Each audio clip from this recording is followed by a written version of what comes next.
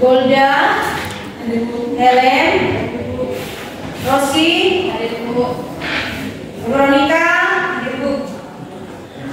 Baik, selanjutnya sebelum kita mengawali pembelajaran kita hari ini, kita awali dengan doa. Silakan satu orang memimpin doa ke depan.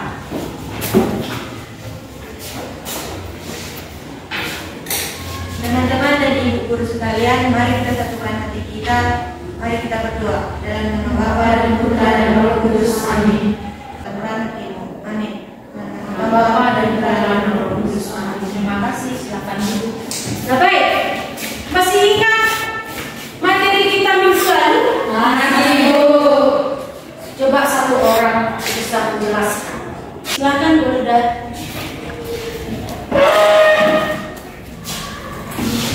Materi minggu lalu yaitu aku pribadi yang unik, di mana unik artinya setiap orang memiliki perbedaan dan keistimewaan tersendiri. Jadi kita harus bersyukur dengan apa yang kita miliki.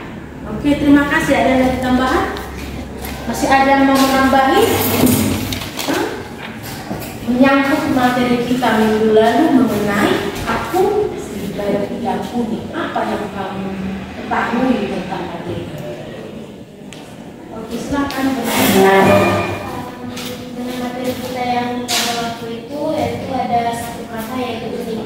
Arti unik menurut kita yaitu memiliki ciri khas tersendiri dan memiliki perbedaan dari yang lain yang artinya tidak ada duanya. Oke, terima kasih. Nah, aku pribadi yang unik berarti aku adalah pribadi yang tidak ada duanya. Aku adalah pribadi yang berbeda antara yang satu dengan yang lainnya. Dan aku adalah pribadi yang istimewa. Keunikan yang kita miliki itu adalah berasal dari Tuhan pencipta kita. Bagaimana kita menghadapi keunikan diri, baik kelebihan dan kekurangan? Bagaimana kita menghadapinya? Dengan bersyukur dan menerima diri. Kita harus bersyukur dengan keberadaan diri kita, apapun keadaannya, baik kelebihan maupun kekurangan. Dengan kelebihan yang kita miliki, kita merasa bangga dan bersyukur kepada Tuhan karena kita diberikan anugerah kita. Dengan kekurangan yang kita miliki, bagaimana kita menghadapi? Menerima kekurangan. Kita juga menerima kekurangan kita, bukan malah menutupinya, tapi kita terima kekurangan diri kita. Kemudian caranya supaya kekurangan itu tidak terlalu menonjol, tidak terlalu tampak, bagaimana? Tonjolkanlah kelebihan. Intinya apapun keadaan diri kita, baik kelebihan, kekurangan, itu adalah keunikan kita masing-masing. Dan kita harus menerima itu dengan rasa syukur dan bangga. Nah, sekarang kita tinggalkan materi kita itu, kita masuk ke materi berikutnya. Materi berikutnya adalah kesetaraan laki-laki dan perempuan. Kesetaraan laki-laki dan perempuan. Oke. Menurut kalian laki-laki dan perempuan itu setara apa? Setara. Oke, nah sebelum kita mendalami, itu akan memaparkan apa yang menjadi tujuan pembelajaran ini. Tujuan pembelajaran dalam materi ini adalah peserta didik mampu memahami jati diri sebagai perempuan atau laki-laki yang saling melengkapi dan sederajat, bersyukur kepada Allah yang menciptakan dirinya sebagai perempuan dan laki-laki, sehingga pada akhirnya menghargai sebagai perempuan atau laki-laki yang saling melengkapi dan sederajat. Adapun yang menjadi kriteria ketercapaian pembelajaran adalah yang pertama, peserta didik mampu menganalisis makna dari kesetaraan gender. Yang kedua, peserta didik mengaitkan pesan kitab suci terkait dengan kesetaraan laki-laki dan perempuan berdasarkan Kejadian 2 ayat 18 sampai 23. Yang ketiga, peserta didik merumuskan upaya yang dapat dilakukan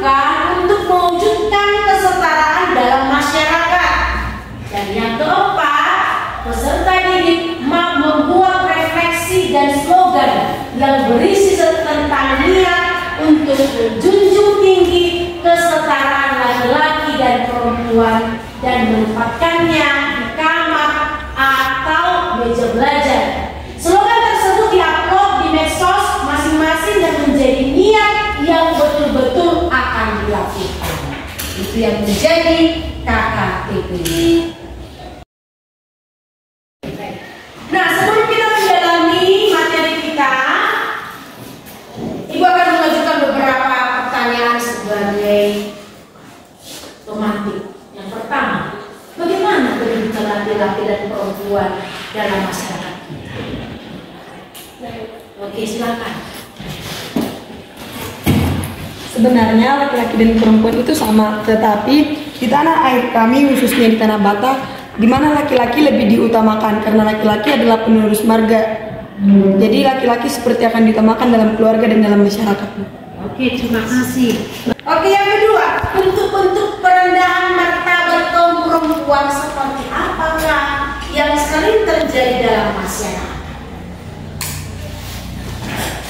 Bentuk-bentuk perendahan martabat dalam kaum perempuan itu misalnya seperti pelecehan dan maupun kekerasan dalam rumah tangga. Yang kedua yaitu di mana perempuan tidak diremehkan, di mana mereka tidak perlu sekolah tinggi-tinggi karena pada akhirnya akan mengurus rumah tangga. Dan itulah pendapat saya. Terima kasih. Masih ada lagi? Masih ada? Di masyarakat kita masih sering terjadi perendahan martabat kepada perempuan. Antara lain tadi seperti yang dikatakan oleh teman. Nah, perempuan itu sering mendapatkan perlakuan yang tidak adil, baik di dunia pendidikan, kemudian apa lagi? Dalam pekerjaan sering dibeda-bedakan, terutama dalam suku kita yang mayoritas adalah suku Batak. Oke, yang ketiga, pertanyaan ketiga, kira-kira mengapa hal itu bisa terjadi? Kenapa bisa terjadi perendahan ini? Silakan. Perendahan atau ketidaksetaraan gender antara laki-laki dan perempuan dikarenakan faktor lingkungan, kebiasaan serta tradisi, dan contohnya dalam kehidupan orang Batak karena laki-laki adalah penerus marga, itu adalah penerus keturunan juga, jadi perempuan kadang tidak disetarakan dengan laki-laki. Untuk mendalami materi ini, sekarang Ibu akan mengajak kamu untuk membahas, mendalami sebuah cerita atau kisah. Judulnya adalah ajarkan kesetaraan pada anak di keluarga dengan bermain peran. Nah, kamu nanti membahas, menyimak cerita itu, kamu ambil posisi untuk berdiskusi kelompok, kamu bahas soal dalam diskusi itu, dan setelah diskusi nanti akan diplenokan di depan. Silakan.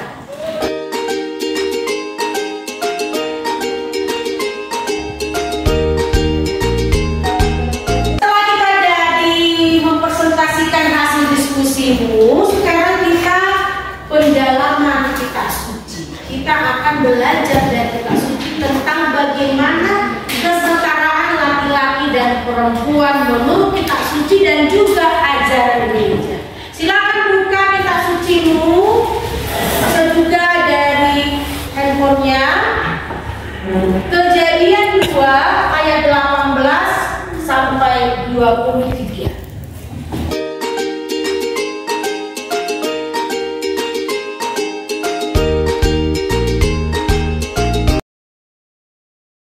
Oke, setelah kita mendalami kitab suci dan ajaran gereja tadi, kita bisa menarik kesimpulan bahwa pria dan wanita atau laki-laki dan perempuan itu diciptakan oleh Allah untuk saling melengkapi. Dan laki-laki dan perempuan itu diciptakan Allah sederajat atau setara. Tadi dalam kitab suci dipaparkan bahwa Allah itu menciptakan perempuan itu dari tulang rusuk. Tulang rusuk itu berada di pertengahan tubuh kita. Itu melambangkan bahwa laki-laki dan perempuan adalah setara dan sederajat.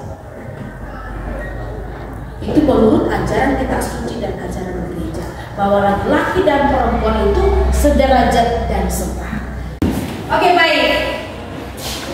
Untuk mengakhiri pembelajaran kita, Ibu akan memberikan pertanyaan untuk kamu jawab. Silakan kamu jawab pertanyaan berikut ini dalam bukumu dan nanti akan salurkan.